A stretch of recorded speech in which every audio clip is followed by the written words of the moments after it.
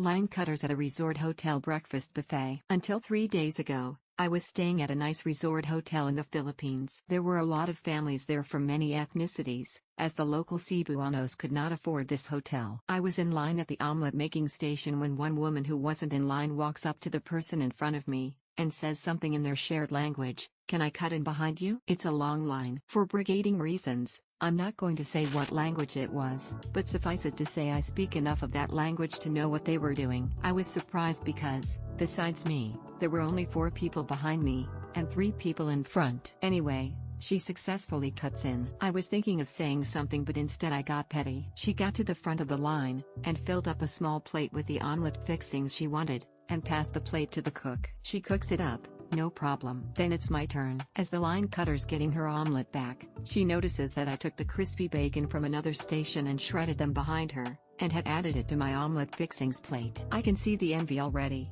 but I decide to be pettier. I ask the omelet chef in my politest voice, "May I have some cheese, please?" The line cutter woman's eyes kinda went big when she realized she could have had cheese, which wasn't really an option at the fixing station. But I'd seen others ask the day before and bacon on her basic ass omelet. To top it off, at least 2 of the people behind me started ordering the same. From what I saw, I hope it caught on. And the omelet was freaking delicious. Take that, you line cutter. My teacher thought they knew my name better than me. This was years ago now when I was in secondary school around 15 years old. We used to have form in the morning where the teacher would take the register and let you know about anything going on in the school before you went to your other classes. My form tutor was a miserable old woman that was a renowned asshole. There were several stories I could tell about her, but this one is the only time I got the better of her. My parents named me a shortened version of posh sounding name. For the sake of the story, let's say they called me Alex, which is short for Alexander. Whenever this woman would call my name, she would always use Alexander. I brought up to her that it was not my name multiple times and asked her to please call me Alex, as that's what my parents called me. She would always get angry and tell me, "Don't be stupid. No one is named Alex. Your name is Alexander. Alex is just what you want to be called." No matter how much I insisted, she refused. At one point she gave me a detention for asking her to call me my correct name. The school called to let my parents know I had been given a detention for arguing with NY teacher. When I told my parents I was supposed to have a detention for asking my teacher to call me the right name, they were not happy, so they gave me a trump card to use against her, my birth certificate. The next day when she called my name, I once again told her that wasn't my name. She threatened me with another detention, so I pulled out the birth certificate, put it down on her desk and said, "My birth certificate says my name is Alex, so that's what you will call me." Thanks. The look on her face was priceless, and she started calling me my actual name for the rest of the time I was in her class.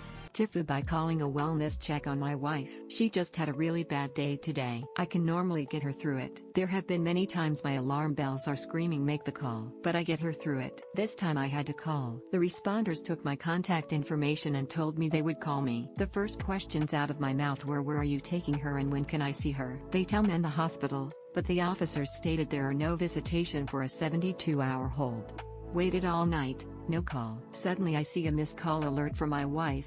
She's calling from a clinic. She doesn't have her medications. I rush over and get greeted by the biggest hatchet wound cunt of a woman refusing to let me see her, pass a message to her, leave her medicine behind the counter to give her, nothing. She says I need a code to verify that I know my wife. She takes my contact info and tells me I'll get a call with this bullshit code. It's been 2 hours. I start googling the clinic they took her to, and it's all nightmare fuel reviews. They never advised me they moved her. I didn't have a choice as to the appropriate clinic that actually gives a shit. And after all this, then fucking what? Nothing's changed. She's coming back home to the life she tried to get out of. Only now she has this traumatic event she just went through. TLDR. My wife is alone and suffering in a hellhole inpatient clinic and hates me, and it's all my fault. I don't know what to do.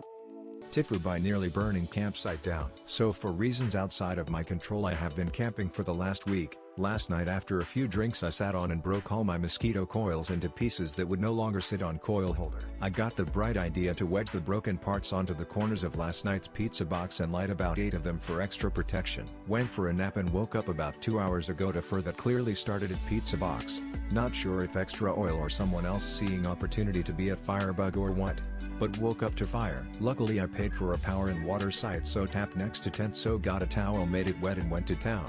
Unlucky grass had been cut 5 days ago, so dried grass everywhere. Luckily I set up tent away from everyone, so surrounding 10 sites were empty. Unlucky grass fire burned through at least 6 sites before I got control of it. Now sitting in my tent looking at giant black batch that clearly started at my tent.